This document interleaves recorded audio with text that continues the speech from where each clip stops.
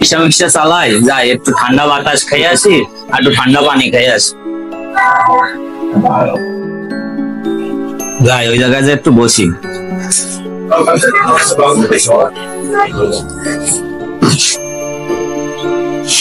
আসসালামু আলাইকুম স্যার, কেমন আছেন? আচ্ছা, আমাকে একটু ঠান্ডা পানি আর একটু আলু ভর্তার ভাত দেন। আমাদের এখানে তো এগুলো পাওয়া যায় না স্যার, আমাদের এখানে তো চাইনিজ আইটেম পাওয়া যাবে, পিৎজা বার্গার এগুলো পাওয়া যাবে।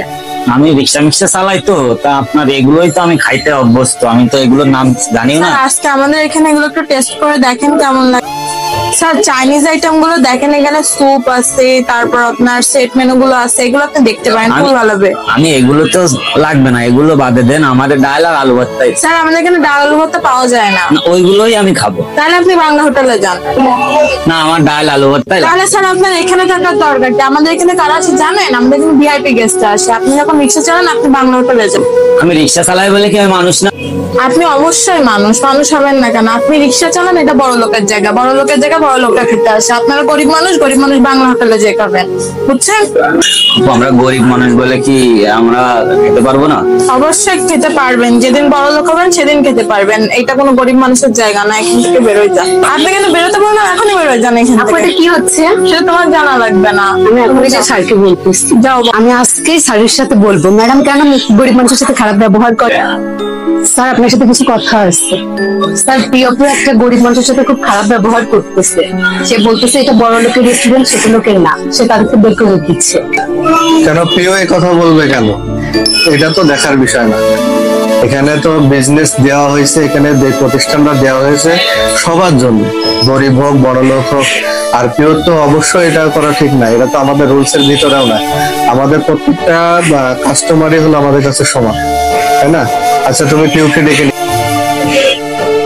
ম্যাডাম স্যার ডাকতেছে আপনাকে। চলো। জি স্যার, আসসালামু আলাইকুম। আচ্ছা প্রিয়, তোমার নামে একটা কমপ্লেন আসছে, তো তুমি নাকি একটা ছেলের সাথে অনেক মিসবিহেভ করছো, আর রিক্সাওয়ালা বা ছোট লোক বলে গালিগালাজ করছো, আর নাকি বের করে দিছো। স্যার অ্যাকচুয়ালি আমি এখানে ওনাকে গালিগালাজ করি না, উনি এসে ডাল ভাত করতে মানে ডাল ভাত চাচ্ছিল, কিন্তু আমাদেরকে চাইনিজ খাবার দেখাচ্ছিল। তুমি বারবারই কথা বলছিল, সে একটা রিক্সা চালক, তার জামা কাপড় নোংরা, আমাদের অন্যান্য কাস্টমার তার দিকে তাকাইছিল, কাস্টমার নষ্ট হচ্ছিল। এছাড়াও তিনি একাধারে মানে আমার সাথে তর্ক করছিল, এই জন্য তাকে আমি চলে যেতে বলছি। স্যার তোমার তো আসলে আমি কখনো বলছি এরকম যে এখানে ধনী গরিব কেউ আসবে না, এরকম কোনো কথা তো তোমার বলা হয়নি, বা ইভেন এখানে কাউরে কিছু বলা হয়নি।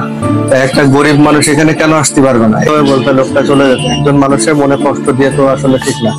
আজকে তুমি একজনের মনে কষ্ট দিবা, এটা কিন্তু অভিশাপ হয়ে আমার ব্যবসা প্রতিষ্ঠানে পড়বে।